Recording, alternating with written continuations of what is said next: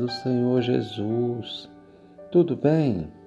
Estamos aqui para mais um momento de reflexão bíblica no livro de Gênesis e hoje nós vamos meditar no capítulo 31 e no versículo também, no versículo 30, aliás. Nesse versículo 30, a palavra de Deus nos diz: E agora, se te querias ir embora, porquanto tinhas saudades de voltar à casa de teu pai, por que furtaste os meus deuses? Quando eu olho para este versículo, que está entre as várias acusações que Labão faz contra Jacó, eu percebo algo que me chama muito a atenção. Ora, vamos olhar para o sentido dessa expressão. Ele diz: ora, se querias ir embora, porquanto tinha saudades de voltar à casa de teu pai, por que furtaste os meus deuses? Imaginemos o que nós temos como Deus. O que Deus é para nós? Ora, do nosso ponto de vista cristão, Deus é um ser criador do céu, da terra, que fez todas as coisas que foram criadas, inclusive fez o homem. Deus é um ser que fez o mar, que tem uma imensidão e que revela a sua grandeza. Agora nós chegamos à Bíblia Sagrada e no capítulo 31 de Gênesis, no versículo 30, vem aqui Labão dizendo para Jacó: por que furtaste os meus deuses? Isso nos levanta uma indagação que nós precisamos olhar para nós mesmos e compreender o que é o nosso Deus. Quem é o nosso Deus? Temos por Deus um ser que pode ser furtado? Temos por Deus alguém que pode ser roubado ou algo que pode ser roubado, carregado pelo homem?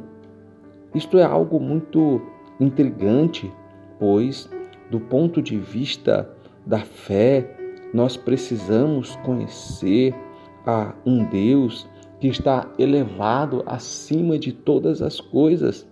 Como pode um Deus que pode ser roubado pelo homem ser um ser que vai guardar alguém, livrar alguém, se esse Deus não pode livrar-se a si mesmo?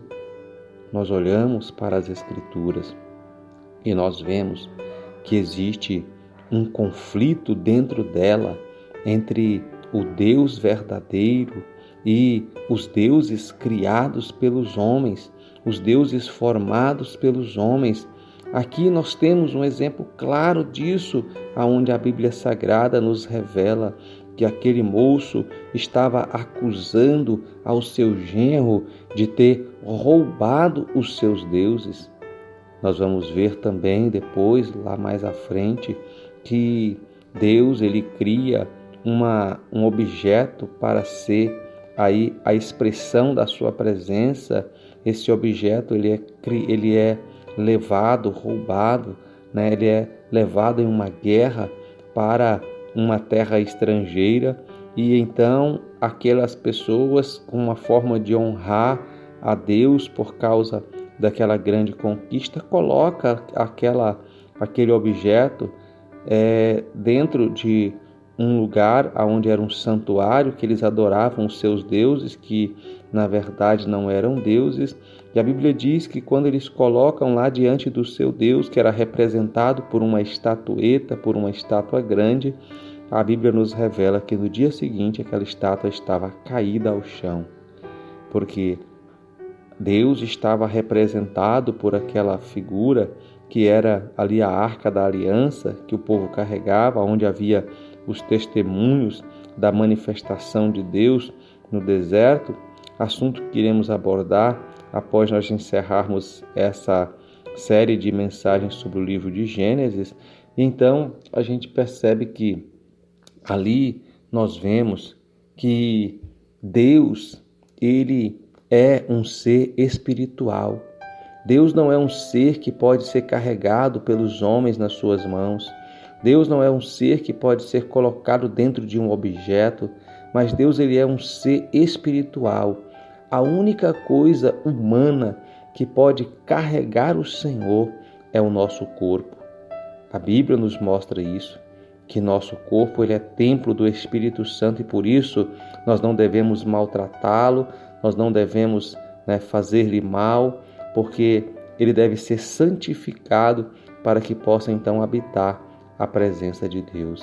A única coisa que na terra pode carregar a presença de Deus é o nosso corpo, pois este Deus tão grande, tão imensurável, tão enorme, que é desde a eternidade, ele escolheu se colocar dentro de nós, seres vivos, seres que são de fato existentes, móveis. Deus não fica dentro de qualquer objeto. Por isso, nós temos que estar atentos e olhar para a nossa fé e compreender. Estamos crendo em um Deus que pode ser furtado pelos homens? A nossa fé está em algo que pode ser furtado pelos homens? Se a nossa fé está baseada nestas coisas, nós estamos perdidos. Porque um Deus que não pode defender-se a si próprio, como poderá nos defender? Como poderá nos guardar? Como poderá nos livrar? Mas se nós cremos em um Deus que está exaltado acima de todas as criaturas, um Deus que não pode ser colocado em um objeto, mas um Deus que tem desejo em habitar dentro de nós, então nós cremos em um Deus verdadeiro. Não cremos em um Deus falso, mas cremos em um Deus que tem poder para mover o céu e a terra, e nos guardar e nos livrar. E este é o Deus que nós percebemos que Jacó servia, pois ele estava sempre comunicando, orientando e livrando Jacó. Esse Deus que Jacó servia, que é o Deus verdadeiro que nós cremos, ele chega a falar com Labão, que tinha um Deus falso, dizendo: não ouse falar com Abraão, nem bem nem mal.